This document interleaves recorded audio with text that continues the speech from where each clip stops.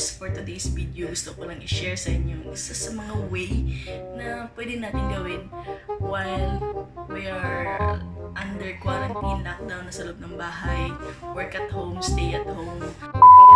And yes, we're here mga parikoy, kakainin na namin yung biko.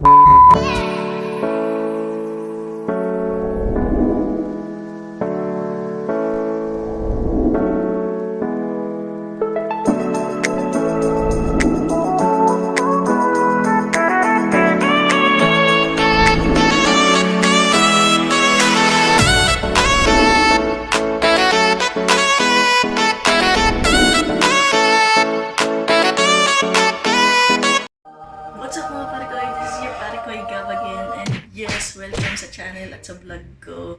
It's been a while mga pare ko since last video ko, and yes, for today's video gusto ko lang i-share sa inyo isa sa mga way na pwede natin gawin while we are under quarantine, lockdown na sa loob ng bahay, work at home, stay at home.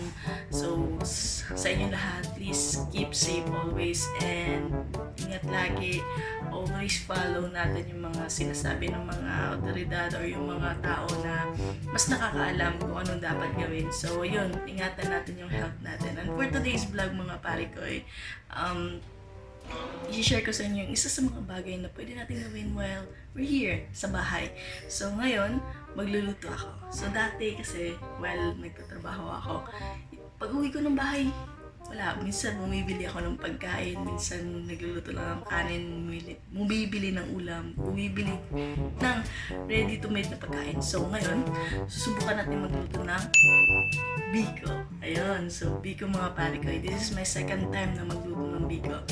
Natutunan ko lang siya sa panonood sa YouTube. Yun, marami talagang pwedeng matutunan while nandito ka sa bahay. So sa inyo mga pare ko, hindi kailangan mabagot kung nasa bahay lang kayo. Maybe ako lang naisip ko, maybe this is the opportunity para mag-rest sa mga tao na sobrang pagod na sa trabaho, to have time for their family and to learn new things na hindi natin nagagawa or nasusubukan o hindi natin nabibigyan ng panahon at oras sa sobrang busy natin sa trabaho. Kasi most of our time nasa work naman talaga, di ba? Binibigay natin 8 hours, minsan sobra-sobra pa kasi may overtime pa, tas di naman tayo binabayaran ng overtime.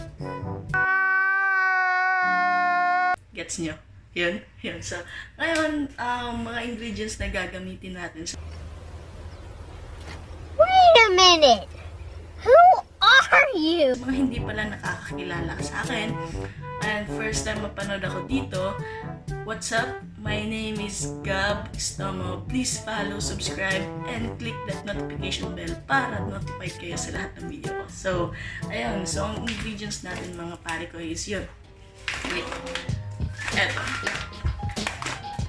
Yung sticky rice or tinatawag natin sa Bisaya pilit.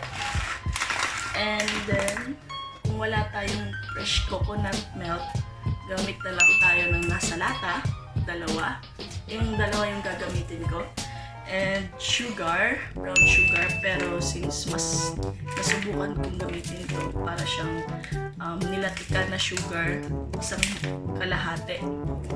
And also, lemon. Yun lang mga pare ko eh. So, yun. Let's start. First, isasaing muna natin yung bigas, yung sticky rice. So, gagawin ko, ayun, since sobrang dami niya mga pare ko eh, kasi nasa 2 kilo ko, ang gagawin natin is, gagamit lang ako ng, para sa 2 can ng coconut milk, 3 takal lang ito. So, paano siya isaing? Parang nagsasaing ka lang din ng kanin. Yung iba, ginagamit nilang tubig. Ang saing dito is like yung fresh coconut milk, yung na pang 3 piga na ng coconut milk, pero yung fresh, pero since wala tayong fresh, gagamitin lang natin yung normal na tubig.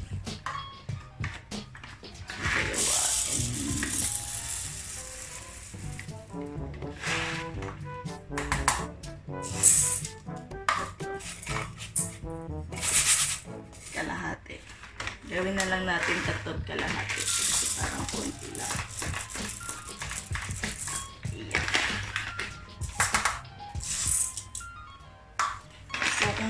gustuhin niyo pong magluto ulit kung ano pang pwedeng gamitin, pwede siyang gawing arroz caldo or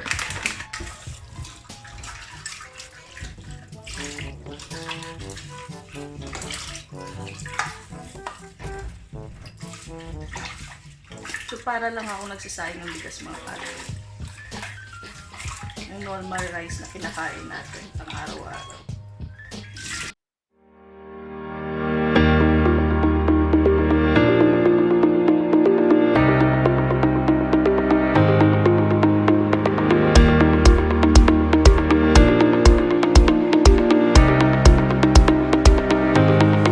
So, kung sa kanin, pwede niyo siyang sukat-sukatin lang sa kamay. Pero para sa akin, exact na way is like, kung ilan yung takal ng bigas dito, ganun din siya.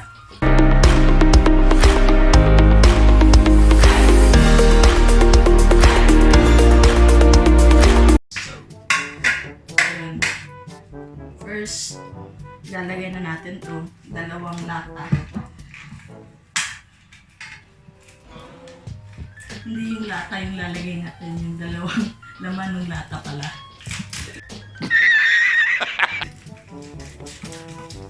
So, again mga pare ko, if magluluto, gagawin natin yung mga bagay na hindi natin nagagawa. Like pagluluto, natututo tayo ng mga putahe. Baka eto, ngayong oras or time na ma-discover natin na magaling pala tayo sa bagay na to. At baka pagkatapos nitong lockdown or quarantine, makapagtayo na tayo ng restaurant natin. Ano? Oh my God! Pag bumibili kami sa baba mga pare ko, kasi yung baba ng building namin may grocery supermarket. After namin bilhin, hinuhugasan namin yung mga binibili namin. Like ito, hinuhugasan namin. Kasi contaminated pa rin siya. Di natin alam kung sino yung mga humahawak.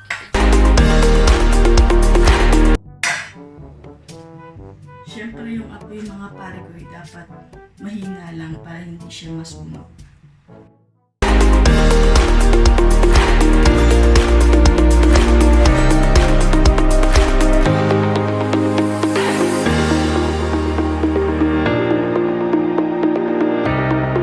Kaya 3 takal at kalahati lang siya.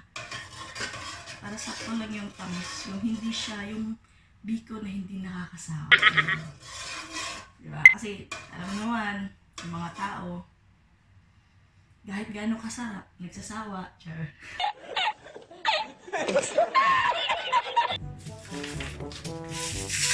Ang mga pare ko, ilalagay ko na siya since kasi napaka-solid niya.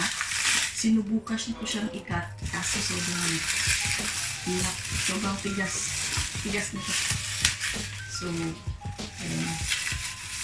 Gagawin natin, lalagay na natin siya para sabay siyang matunaw.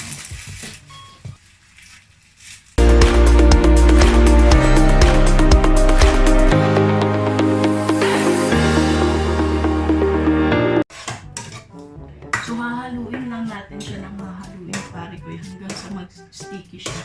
Well, naghihintay din tayo na maluto yung kanin. Kasi pag naluto na, ilalagay natin siya dito.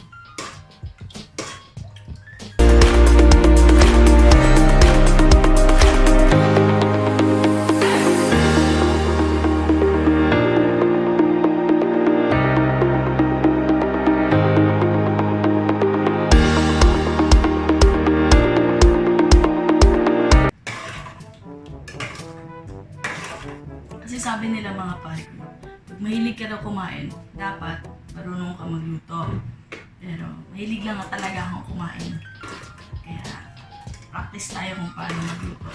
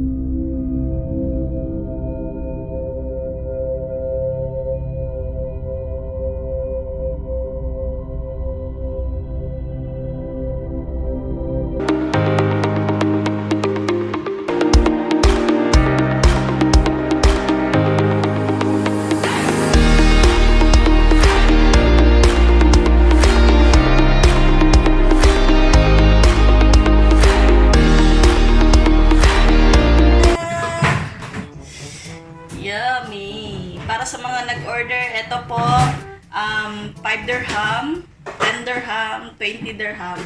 PM is the key po sa mga gustong kumain ng biko. See you next time mga parikoy, and thank you so much sa pag-subscribe and pag-like and panonood ng video ko. See you next video. Bye! And yes, we're here mga parikoy. Kakainin na namin yung biko. What? Ala, quarantine lockdown version. Di ba parikoy? Wala, kakagising pa lang. Si madam na nag-request ng biko. Yan, so, ayan, kain na tayo mga parikoy, biko with coffee.